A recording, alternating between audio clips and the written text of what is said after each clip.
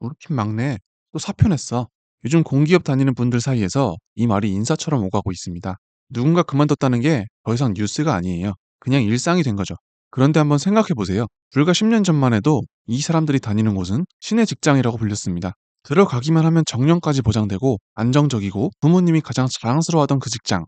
인기 있는 곳은 수백 대 1의 경쟁률을 뚫어야 겨우 들어갈 수 있었거든요. 그 직장을 지금은 들어간 지 1년도 안 된 신입들이 제 발로 걸어 나오고 있습니다. 도대체 그 사이에 무슨 일이 있었던 걸까요? 오늘은 숫자로, 그리고 정책으로 한국의 신의 직장이 어쩌다 탈출해야 할 직장이 됐는지를 따라가 보려고 합니다. 먼저 충격적인 숫자 하나만 보고 시작하죠. 한국철도공사, 포레일입니다. 스스로 회사를 그만둔 사람, 그러니까 정년퇴직이나 명예퇴직이 아니라 자발적으로 사표를 던진 사람의 수가 2021년에 313명이었어요. 그런데 작년에는 602명, 한 4년 만에 거의 2배가 된 겁니다. 같은 기간 전체 퇴사자는 10% 정도 늘었을 뿐인데 자발적 퇴사자만 콕 집어보면 92%가 뛰었습니다. 회사를 떠밀려 나간 게 아니라 스스로 나가겠다고 결심한 사람이 그만큼 폭증했다는 뜻이에요. 자, 이게 코레일 한 곳만의 이야기일까요? 아니거든요. 지금부터 하나씩 풀어보겠습니다. 이 현상을 제대로 이해하려면 먼저 얼마나 높은 곳에서 떨어졌는가를 봐야 합니다. 추락의 충격은 높이에서 나오니까요. 10여 년 전으로 가보겠습니다. 2017년 9급 국가공무원 시험에 응시한 사람이 몇 명이었을까요? 22만 8천 명이 넘었습니다. 노량진은 발 디딜 틈이 없었고 pap거리는 끼니를 때우려는 공시생들로 줄이 들어섰어요. 평생 직장을 향한 거대한 행렬이었죠. 그런데요, 그로부터 6년 뒤인 2023년 같은 시험 응시자는 12만 1000명으로 주저앉았습니다. 절반 가까이, 정확히는 46.8%가 사라진 거예요. 노량진 식단 절반은 불이 꺼졌고 컵밥거리는 한산해졌습니다. 한 상인은 2017년 정점을 찍더니 갑자기 손님이 줄었다고 말하기도 했어요. 물론 공무원과 공기업은 채용도, 임금 구조도, 말하는 방식도 다른 별개의 트랙입니다. 공무원 인기가 식은 이유와 공기업을 떠나는 이유가 똑같지도 않고요. 그런데도 묘하게 비슷한 시기에 비슷한 신호가 나타났어요.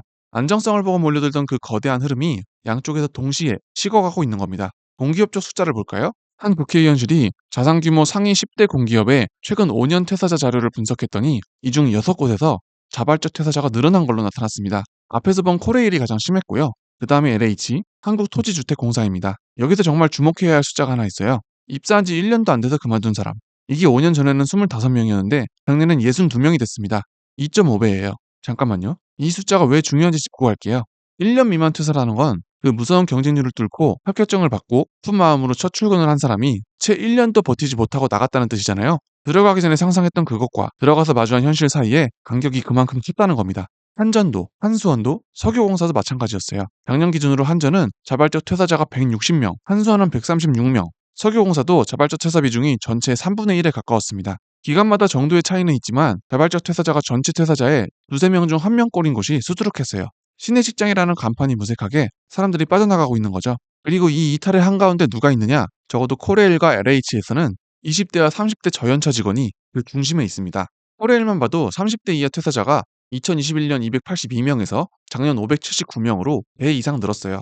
회사에 오래 남아서 조직을 이끌어가야 할 젊은 세대가 가장 먼저 짐을 싸고 있는 겁니다. 기간마다 양상은 조금씩 다르지만 어떤 것은 오히려 30대, 40대 중간 연차 이탈이 더 두드러지기도 해요. 공통점은 분명합니다. 정년퇴직으로 자연스럽게 나가는 게 아니라 한창 일할 사람들이 제발로 떠나고 있다는 거죠. 그럼 이제 진짜 질문으로 들어가 봅시다. 왜요? 왜 그 어렵게 들어간 직장을 버리는 걸까요? 이유는 크게 세 갈래로 나뉩니다. 돈, 그리고 위치, 마지막으로 제도. 하나씩 보겠습니다. 가장 먼저 떠오르는 건 역시 돈이죠. 그런데 여기서 많은 분들이 오해하는 지점이 있어요. 공기업이 돈을 적게 주나? 그렇지도 않던데. 맞습니다. 시작점만 보면 그래요. 공공기관 경영 정보를 보면 올해 주요 10대 공기업의 신입 초임이 대략 3,865만 원에서 5,263만 원 수준입니다. 민간 대기업하고 비교해도 시작점에서는 크게 밀리지 않아요. 그러니까 초봉만 놓고 보면 공기업이 손해보는 장사가 아닌 것처럼 보입니다. 그런데요, 진짜 문제는 초봉이 아니에요. 시간이 지나면서 그려지는 곡선입니다. 여기서부터가 핵심이에요. 한국의 임금 격차를 벌리는 가장 결정적인 변수가 뭔지 아세요? 기본급이 아닙니다. 성과급이에요. 정확히는 특별급여라고 부르는 항목이죠. 숫자로 보면 충격적입니다. 2025년 기준 300인 이상 대기업의 평균 특별급여는 1,843만 원이었어요. 같은 해 중소기업은 418만 원이었고요. 4배가 넘게 차이 납니다. 기본급이 아니라 바로 이 성과급에서 격차가 폭발하는 거예요. 대기업은 회사가 돈을 잘 벌면 그 이익을 성과급으로 직원에게 쏩니다. 반도체가 잘 팔리고 자동차가 잘 나가면 연말에 통장에 찍히는 숫자가 확 달라지는 거죠. 그런데 공기업은요? 공기업은 대부분 호봉제예요. 근속 연수에 따라 차곡차곡 오르는 구조죠. 안정적이긴 한데 폭발력이 없어요. 게다가 공기업의 임금 인상률은 정부 지침에 묶여 있습니다. 회사가 아무리 잘해도 정부가 정한 가이드라인을 넘기기 어려운 거예요. 그러니 그림이 이렇게 됩니다. 입사 첫 해엔 비슷해요. 그런데 3년, 5년, 10년이 지날수록 민간 대기업에 간 동기와의 격차가 점점 벌어집니다. 처음엔 손바닥만 하던 틈이 나중엔 건널 수 없는 강이 되는 거죠. 특히 요즘은 삼성전자, SK하이닉스 같은 곳이 실적이 좋을 때 성과급을 두둑하게 챙겨주잖아요. 그 소식을 들으면 공기업에 남은 사람의 마음이 어떻겠어요? 같은 시기에 입사했는데 누구는 성과급으로 수천만 원을 받고 나는 정부 지침에 묶여 있고 박탈감이 안 생길 수가 없는 거예요. 사실 한국 대기업의 보상 수준은 국제적으로 봐도 높은 편입니다. 올해 초 한국경영자총협회가 내놓은 보고서를 보면 구매력 기준으로 우리나라 500인 이상의 대기업의 대졸 초임이 일본 대기업보다 41%, 대만보다 37% 높게 나왔어요. 여기서 한 가지만 정확히 짚고 갈게요. 이건 구매력 평가라는 기준으로 환산한 수치라 통장에 실제로 찍히는 원화 액수와는 조금 다릅니다. 그 돈으로 자기 나라에서 얼마나 살 수 있느냐를 비교한 거예요. 어쨌든 핵심은 한국 대기업이 주는 보상의 체감 수준이 이웃 나라들보다 확실히 높다는 거죠. 문제는 이 후한 보상이 대기업에 집중돼 있다는 데 있어요. 공기업은 그 흐름에서 비켜나 있고요. 그래서 한때는 안정성이라는 카드 하나로 이 격차를 덮을 수 있었지만 격차가 이만큼 벌어지고 나니까 그 카드만으로는 더 이상 안 되는 거예요. 정부도 이걸 모르는 게 아닙니다. 그래서 호봉제 대신 직무와 성과 중심의 직무급제로 바꾸자는 정책을 오래전부터 밀어붙였고 실제로 공기업과 준정부기관의 90% 넘게가 이미 직무급제로 전환했습니다. 그런데요, 이름만 바뀌었지 본질은 그대로예요. 직무급제든 호봉제든 결국 공기업의 전체 임금 인상폭은 정부가 정한 예산 가이드라인 안에 묶여 있거든요. 제도를 바꿔도 그 제도가 움직일 수 있는 운동장 자체가 좁은 거죠. 그래서 공기업의 임금 구조는 겉모습은 바뀌었어도 격차를 줄이는 데는 별 효과를 못 내고 있는 상태인 거죠. 자, 그런데 돈만으로는 설명이 안 되는 부분이 있어요. 두 번째 이유로 넘어가 봅시다. 두 번째 이유는 위치입니다. 어디서 일하느냐의 문제죠. 상위 10대 공기업 중에서 인천국제공항공사 딱 한 곳을 빼면 나머지 9곳은 본사가 전부 수도권 밖에 있습니다. 원래 대전에 있던 코레일을 제외하면 한전, LH, 도로공사, 한수원, 가스공사, 수자원공사, 석유공사, 중부발전까지 이 8곳은 전부 과거 수도권에 있다가 지방으로 본사를 옮긴 곳들이에요. 왜 옮겼을까요? 여기에 한국 현대사의 거대한 실험 하나가 숨어 있습니다. 바로 혁신도시예요. 이야기는 2003년으로 거슬러 올라갑니다. 노무현 정부가 이른바 대구 구상을 발표하면서 시작됐어요. 핵심은 이겁니다. 모든 게 서울로만 몰리는 나라. 이대로는 안 된다. 수도권에 집중된 공공기관들을 지방으로 내려보내서 지방에도 몇 개의 서울을 만들자. 취지는 정말 좋았어요. 누가 봐도 옳은 방향이었죠. 그래서 2005년 176개 공공기관을 지방으로 이전하는 계획이 확정됩니다. 국가균형발전이라는 이름의 거대하고 진심 어린 프로젝트였어요. 그렇게 20년이 흘렀습니다. 그래서 결과는 어땠을까요? 여기서 잠깐 숨을 고르고 들어주세요. 지난해 12월 국회에서 이걸 평가하는 토론회가 열렸습니다. 거기서 나온 숫자가 뼈아파요. 혁신도시가 자리한 지역의 인구 증가율이 지난 20년 동안 고작 3.2%에 그쳤다는 겁니다. 같은 기간 수도권 인구 비중은 48.3%에서 51%로 오히려 더 늘었고요. 20년을 쏟아부었는데 인구 증가율 3.2%, 그 사이 수도권 집중은 오히려 더 심해졌습니다. 균형 발전이라는 원래의 목표가 1차 이전에서는 사실상 달성되지 못한 거예요. 그런데 정책이 목표를 못 이룬 것까지는 그렇다 쳐요. 진짜 문제는 이 정책이 그 안에서 일하는 사람들을 떠나게 만드는 부메랑이 됐다는 데 있습니다. 지방으로 내려간 공기업에 입사한 젊은 직원들, 이 사람들 입장에서 한번 생각해 보세요. 본가는 서울 또는 수도권인데 직장은 나주에, 진주에, 김천에 있어요. 결혼을 하고 아이가 태어나면 상황은 더 복잡해집니다. 기사에 실린 한 30대 직원의 이야기가 그래서 와닿아요. 결혼 초기엔 주말 부부도 괜찮았답니다. 그런데 아이가 태어나니까 달라졌대요. 맞벌이는 해야 하는데 그중에 혼자 아이를 키우는 아내가 힘들어하는 게 눈에 보이니까 이직을 고민하게 된다는 거예요. 지방 순환근무, 오지근무, 잦은 이동. 미혼의 젊은 직원에게는 이게 단점으로 다가옵니다. 어떤 공기업 관계자는 수도권으로 가는 통근버스가 끊긴 것도 알게 모르게 영향이 있을 거라고 했어요. 그러니까 정리하면 이렇습니다. 지방을 살리겠다는 선한 의도로 시작한 정책이 정작 지방을 살리지도 못한 채 그 안에서 일하는 청년들이 떠나는 이유가 되어버린 거죠. 의도와 결과가 어긋난 역설입니다. 그런데 더 황당한 게 있어요. 1차 이전이 이렇게 미묘한 성적표를 받아들였는데 지금 정부는 2차 공공기관 지방 이전을 다시 핵심 국정과제로 밀고 있습니다. 1차에 대한 제대로 된 평가가 끝나기도 전에요. 올해 3월 2차 이전 대상이 될 21개 기관의 재직자 2,632명을 대상으로 한 설문조사 결과가 나왔습니다. 결과가 어땠을까요? 74.8%가 이전에 반대했고 그중 절반 넘게는 매우 부정적이라고 답했습니다. 더 무거운 숫자는 이거예요. 기관이 진짜로 지방에 내려가더라도 가족과 함께 이주하겠다는 응답은 단 7.7%뿐이었습니다. 열의 9은 혼자 내려가거나 아예 떠나겠다는 뜻이죠. 그리고 한 달 반쯤 뒤 국회 예산정책처가 1차 이전을 직접 평가한 보고서를 내놨는데 여기 나온 숫자가 진짜 핵심이에요. 이전 후 공공기관의 퇴사율이 이전 전보다 분명히 높아졌습니다. 그런데도 황당한 게 있어요. 1차로 지방에 내려간 105개 기관 중에서 무려 53곳의 기관장이 본사 이전 지역으로 주소지조차 옮기지 않았습니다. 직원들은 가족까지 데리고 내려가라고 등을 떠밀면서 정작 기관을 이끄는 사람들은 절반이 넘게 수도권 자택을 오가며 관사 생활을 한 거예요. 이게 무슨 뜻이겠어요? 청년들은 이미 답을 알고 있다는 거예요. 1차 이전 때 무슨 일이 있었는지, 그리고 윗사람들이 어떻게 행동했는지 직접 보고 들었으니까요. 같은 설계를 고치지 않고 반복하면 같은 결과가 나올 수밖에 없잖아요. 그런데 이 지방 이전 정책에는 청년들을 떠나게 만든 또 하나의 장치가 딸려 있었습니다. 이게 세 번째 이유예요. 공기업을 지방에 내려보냈으면 그 지역 사람을 뽑아야 의미가 있겠죠. 그래야 지방에 청년 일자리가 생기고 인재가 지역에 정착할 테니까요. 그래서 만든 게 지역 인재 의무 채용제입니다. 제도 설계는 이래요. 2018년에 18%를 시작했습니다. 그리고 매년 3%씩 비율을 올려서 2022년부터는 신규 채용의 30%를 무조건 지역 인재로 뽑도록 의무화했어요.